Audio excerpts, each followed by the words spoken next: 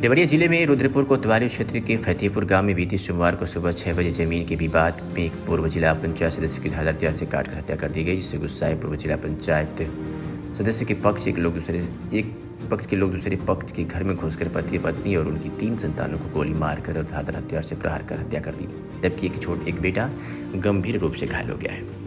देवरिया जिले में रुद्रपुर के फतेहपुर के लेड़ा टोला में 2 अक्टूबर को हुए सामूहिक हत्याकांड को लेकर शहर के देवरिया सलीमपुर मार्ग पर शोधा स्थित अक्षय वाटिका में रविवार को श्रद्धांजलि सभा का आयोजन किया गया था।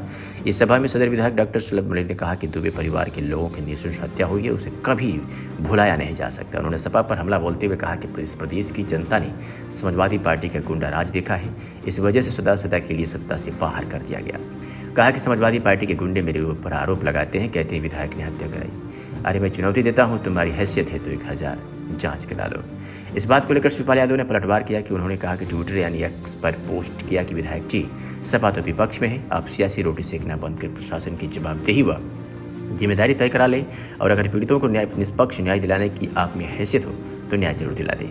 इस पर दोबारा एक्स पर सलाम ने जवाब दिया कि शिवपाल जी आपकी सरकार का आतंक लोग भूले नहीं, ये पूरा विवाद ही 2014 से है, जब आप सत्ता के मद में अन्याय करा रहे थे, जब आप जवाहर बाग से लेकर देवरिया तक जमीनें कब्जा करवा रहे थे। आज भी सपा भले विपक्ष में है, पर अराजकता की उसकी पहचान है। योगी जी की सरकार है, इसलिए न्याय की उम्मीद है। बाकी फिर कहता हूँ 1000 मुकदमे करा लीजिए या धमकियाँ दिलवा लीजिए, न डरा हूँ न डरूंगा, गुंडों को गुंडा कहूँगा, भूमाफिया को भूमाफिया। बता दें कि देवरिया जिले में रुद्रपुर कोतवाली क्षेत्र के फतेहपुर गांव में बीते सोमवार को सुबह 6 बजे जमीनी के विवाद में एक पूर्व जिला पंचायत सदस्य की धारदार हथियार से काट हत्या कर दी गई थी। इससे गुस्साए पूर्व जिला पंचायत सदस्य के पक्ष के लोग दूसरे पक्ष के घर में घुसकर पति पत्नी और उनके 3 संतानों को गोली मारकर और धारदार हथियार से प्रहार कर हत्या कर दी, जबकि एक बेटा गंभीर रूप से घायल हो गया है। अब इस मामले में प्रेम यादव के मकान पर बुलडोजर चलाने की कार्रवाई को लेकर के लोग अपनी अपनी प्रतिक्रिया दे रहे हैं। कुछ लोगों का कहना है कि बुलडोजर चलना चाहिए, कुछ लोगों का कहना है कि बुलडोजर चला तो बर्दाश्त नहीं किया जाएगा। ये मकान प्रेम यादव के ही नहीं, उनके पिताजी की है। उन्होंने अपनी कमाई से बनाया था, जो एक फौजी थे।